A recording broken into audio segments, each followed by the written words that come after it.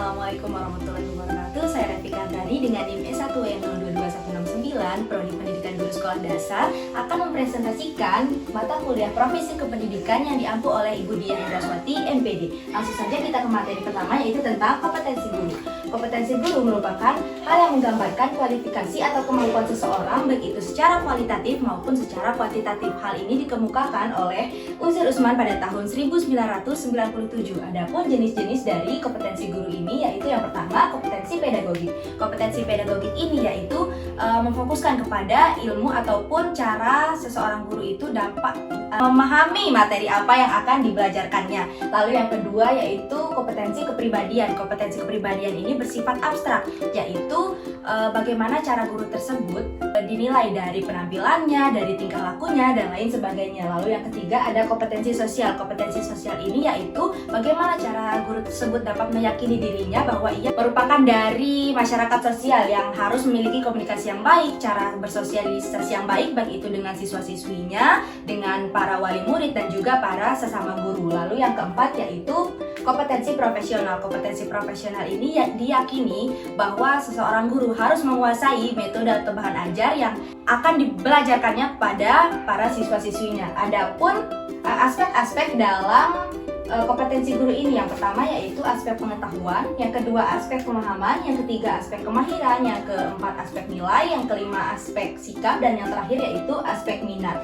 Lalu adapun langkah-langkah pengembangan dari kompetensi guru ini yaitu dibagi menjadi dua. Yang pertama on the job training dan yang kedua yaitu service training. On the job training ini yaitu pelatihan kepada seorang guru untuk meningkatkan kompetensi yang ada pada dirinya yang lebih spesifik. Sedangkan yang service training ini merupakan pendidikan atau pelatihan yang diberikan kepada guru agar meningkatkan kompetensinya namun sesuai dengan bidangnya masing-masing. Lalu adapun tantangan-tantangan guru dalam meningkatkan kompetensinya. Yang pertama yaitu tantangan menurut Undang-Undang Dasar. Disahkannya Undang-Undang Dasar 14 tahun 2005 merupakan suatu tantangan yang sangat besar bagi guru untuk meningkatkan kompetensinya. Yang kedua yaitu tantangan dalam bidang sosial budaya. Tentu saja dalam menyatukan kebudayaan yang berbeda dari suatu kelas merupakan sebuah tantangan yang sangat besar bagi seorang guru. Yang ketiga itu tantangan dalam bidang teknologi. Dalam bidang teknologi tentu saja guru harus dapat memanfaatkan teknologi yang ada seiring dengan perkembangannya zaman.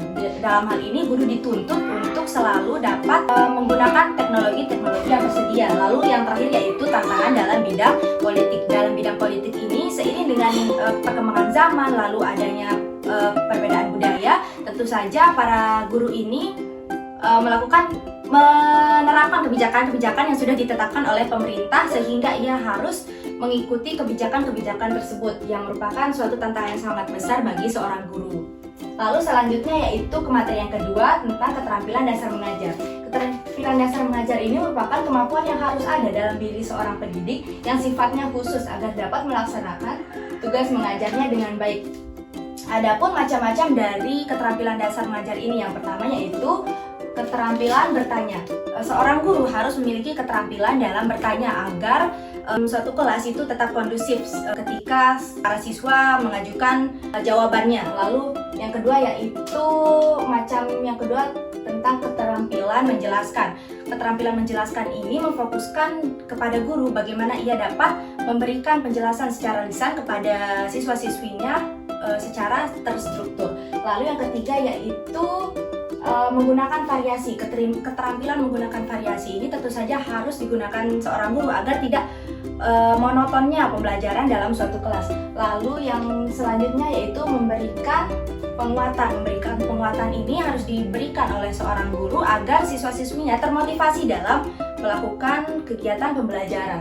Lalu selanjutnya yaitu membuka dan menutup pembelajaran. Hal ini merupakan hal yang sangat dasar yang harus dimiliki oleh seorang guru agar dalam proses membuka dan menutup pembelajaran siswa-siswinya itu masih antusias dalam melakukan proses tersebut. Lalu selanjutnya yaitu ajar kelompok kecil atau perseorangan. Tentu saja kelompok kecil ini dapat terdiri dari 3-5 orang. Lalu selanjutnya yaitu keterampilan dalam mengelola kelas. Pengelolaan kelas ini harus dilakukan oleh seorang guru agar suasana dalam kelas tersebut tetap terpelihara secara optimal. Lalu selanjutnya atau yang terakhir yaitu keterampilan membimbing diskusi. Hal ini berkaitan dengan mengajar kelompok kecil tadi. Lalu selanjutnya tentang sertifikasi guru. Sertifikasi guru ini dilakukan agar seorang guru itu dapat diberikan penghargaan ketika sudah melalui rangkaian-rangkaian pendidikan yang sudah dilakukan. Tujuannya yaitu agar yang diberikan sertifikasi ini mendapat pengakuan bahwa profesinya ini sudah paten dalam pekerjaan yang akan dilakukannya. Lalu jenis-jenisnya itu ada 3. Yang pertama itu ada pola PSPL. Pola PSPL ini adalah pemberian sertifikasi di mana sertifikasi ini diberikan secara langsung. Yang kedua yaitu pola PF atau pemberian sertifikasi ini diberikan setelah penilaian terhadap portofolio yang dimiliki oleh guru tersebut. Lalu yang terakhir yaitu pola PRPG. Pola PRPG ini diberikan kepada guru setelah guru ini melakukan berbagai rangkaian pelatihan. Lalu selanjutnya kita ke organisasi profesi guru. Organisasi profesi guru ini merupakan organisasi yang di dalamnya itu himpunan dari para guru-guru seluruh Indonesia. Adapun jenis-jenis dari organisasi profesi guru ini, saya mengambil 4 contoh. Yang pertama PGRI.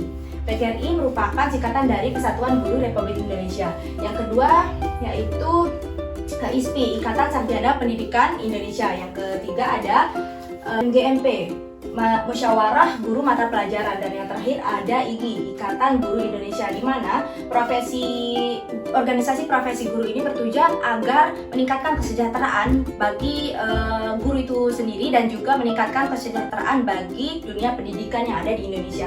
Lalu selanjutnya materi yang kelima tentang supervisi pendidikan. Supervisi pendidikan ini memiliki tujuan dan sasaran. Adapun tujuan dari supervisi pendidikan ini yaitu agar meningkatkan taraf dari suatu pendidikan di sebuah lembaga atau sekolah. Lalu adapun sasarannya, yang pertama ada sasaran akademik, di mana si supervisor ini melakukan supervisi atau pemantauan kepada seorang guru di dalam suatu kelas yang bertujuan atau berfokus pada akademiknya saja. Lalu yang kedua yaitu sasaran administrasi. Sasaran administrasi ini yang berfokus atau menitik beratkan kepada administrasi yang mendukung si akademiknya tadi. Lalu yang ketiga yaitu sasaran lembaga, di mana supervisor menitik beratkan pemantauan kepada suatu sekolah, baik itu dalam UKS-nya, koperasi, dan lain sebagainya. Selanjutnya itu ada pun prinsip-prinsip dari si supervisi ini, yaitu ada prinsip praktis dan juga prinsip fungsional. Lalu kualifikasi dan pembinaan guru. Kualifikasi dalam Kamus Besar Bahasa Indonesia merupakan suatu keahlian yang harus dimiliki seseorang agar dapat menduduki suatu jabatan tertentu. Adapun kualifikasi yang harus dipenuhi oleh seorang guru agar dapat menduduki profesi guru tersebut, yang pertama yaitu kualifikasi akademik. Kualifikasi akademik ini dapat berupa proses pendidikan yang sudah dilakukan oleh seorang guru tersebut. Lalu yang kedua yaitu kualifikasi belajar dan mengajar. Bagaimana cara guru tersebut dapat melaksanakan proses pembelajaran di suatu kelas. Lalu yang ketiga yaitu kompetensi. Bagaimana seorang guru tersebut memiliki sebuah kompetensi yang masuk ke dalam kualifikasi seorang guru. Lalu yang keempat yaitu sertifikat guru, dan yang terakhir yaitu sehat jasmani dan rohani. Lalu adapun langkah pembinaan guru dalam peningkatan agar dia dapat memenuhi kualifikasi tersebut, yaitu yang pertama sistem pembinaan guru profesional. Lalu yang kedua yaitu strategi pembinaan guru. Strategi pembinaan guru ini dapat dilakukan dengan cara yang pertama yaitu pembinaan guru secara profesional. Lalu yang kedua, pembinaan guru ini dapat dilakukan dengan cara peningkatan pada saat supervisi. Selanjutnya yaitu pengembangan guru melalui pelatihan. Pelatihan ini bisa dilakukan pada saat workshop misalnya, atau sekolah-sekolah yang melakukan pelatihan tersebut. Lalu yang terakhir yaitu pembinaan guru melalui pendidikan lanjutan. Mungkin sekian materi yang dapat saya sampaikan. Saya ucapkan terima kasih. Assalamualaikum warahmatullahi wabarakatuh.